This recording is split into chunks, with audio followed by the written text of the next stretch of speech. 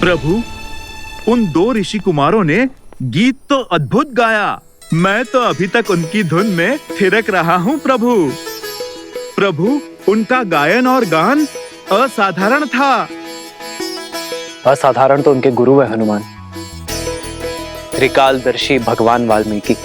हाँ प्रभु, उन्हीं के आश्रम में तो रहते हैं वो दोनों। मुझे लगता है अयोध्या की सीमा से अधिक दूर नहीं होगा वो आश्रम। सूर्यवंश के इन सूर्य का तेज अयोध्या तक नहीं पहुंचना चाहिए, श्री राम तक भी नहीं।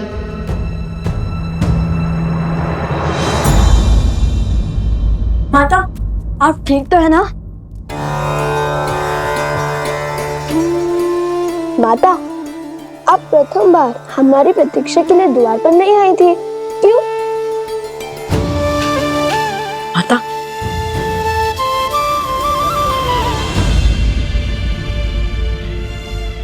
आपका हाथ तो तप रहा है। आप यहाँ आइए माता। मैं बिल्कुल ठीक हूँ। तुम दोनों की प्रतीक्षा में थी। बस तन को मन की चिंता छू गई। तुम दोनों सकुशल आ गए। अब मैं भी शीघ्र ही ठीक हो जाऊंगी।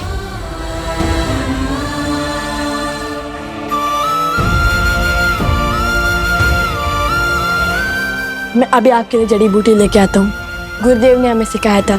आप देखना, आप शीघ्र ही स्वस्थ हो जाएंगी।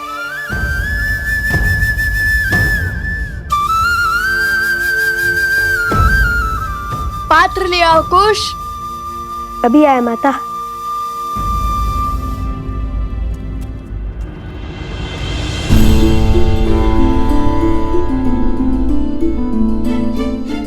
आर्य, मैं इनसे अयोध्या के बारे में कैसे पूछूं? एक और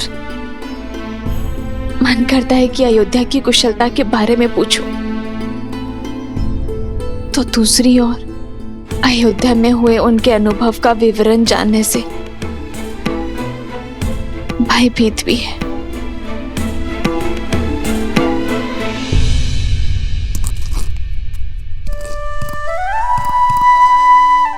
माता का स्वास्थ्य ठीक नहीं है, इसलिए उन्हें औषधि लेने देते हैं, ठीक होने देते हैं, फिर सब बताएंगे।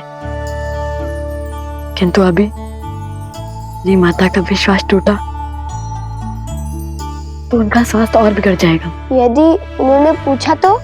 तब की तब देखेंगे, किंतु तब तक तुम माता के पास रहो और हाँ, उनसे अच्छी अच्छी बातें करना। नहीं, नहीं, मैं नहीं कर पाऊंगा। मैं उत्सुकता में माता को सब कुछ बता दूंगा।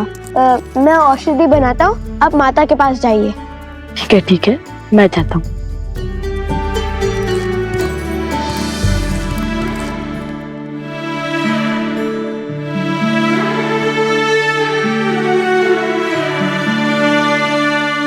कुछ पात्र में बूटी लेने गया है माता। वो हट कर रहा था कि आपके लिए बूटी वही बनाएगा। पुत्र, तुमने कुछ बताया नहीं। कैसी लगी अयोध्या? सब कुशल है ना वहां? हाँ, सब ठीक है वहां पर। सब कुशल है, पूर्णतः कुशल। तुम दोनों ने प्रभु के दर्शन किए? हाँ, अवश्य। हमने उनके दर्शन भी किए, उन्हें राम कथा भी सुनाई और हम उनसे भेंट भी लाए। अरे नहीं, वो हमें भेंट भी देने वाले थे, किंतु उनके हाथ का धागा टूट गया और उन्होंने वो धागा अपनी कलाई से हमारी कलाई में बांध दिया। ये देखिए। जन्म जन्म का है ये संगम, राम रतन सीता वैभव धन।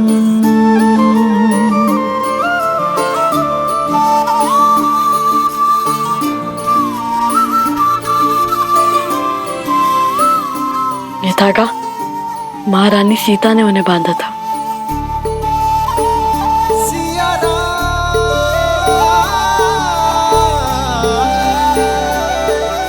माता,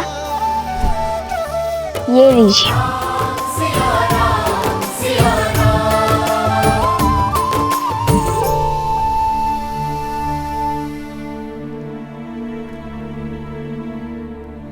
अब आप विश्राम कीजिए माता, हम गुरुदेव से मिलकर आते हैं। कुश, क्या हुआ है तुम्हें? मुख पर इतनी उदासी क्यों है? लाओ, सत्य बताओ मुझे, प्रभु श्री राम ने क्या कहा तुम्हें? माता, श्री राम केवल वीरों के प्रभु हैं, नारियों के नहीं।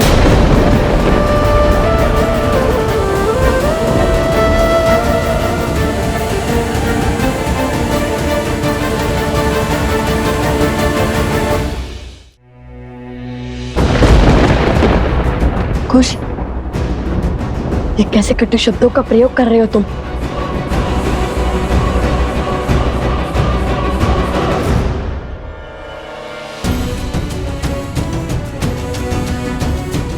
कुश, क्या हुआ?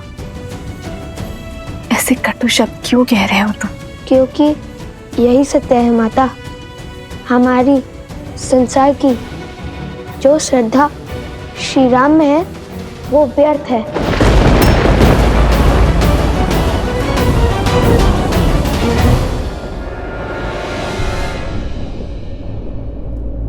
तो अयोध्या से श्रद्धा का अर्थ सीख क्या है मेरे पुत्र?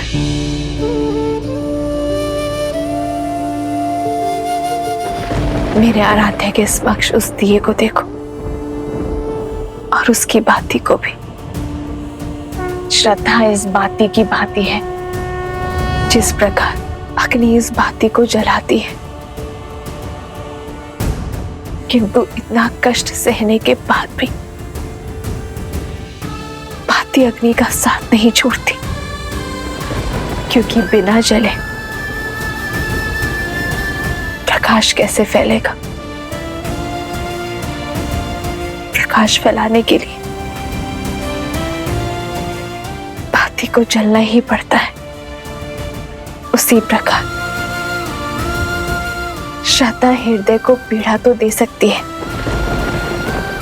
किंतु इसका अर्थ ये नहीं है कि तुम श्रद्धा का ही त्याग कर दो और तुमने तनिक सी पीड़ा देखकर अपने प्रभु के प्रति अपनी श्रद्धा का ही त्याग कर दिया।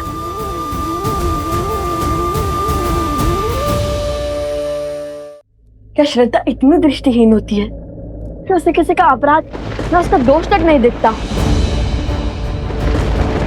गुरुदेव कहते हैं दोषी दोषी होता है, चाहे वो राजा हो या रंक, भगवान हो या भक्त।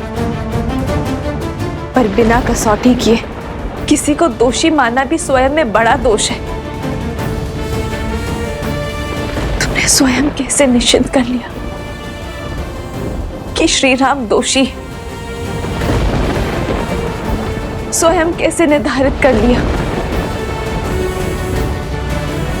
कि जिसकी इतने वर्षों से मैं आराधना कर रही हूं, मेरे वो आराध्य, मेरे वो श्री राम अपराधी है?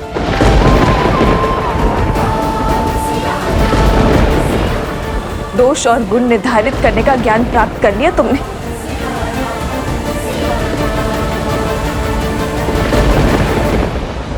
आप इसलिए ये सब कह रहे हैं क्योंकि कदाचित आपने श्री राम की गाथा अधूरी सुनी है।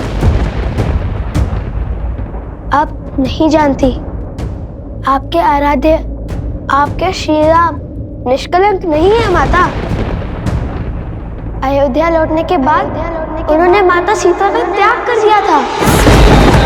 उन्होंने माता सीता का त्याग कर दिया था।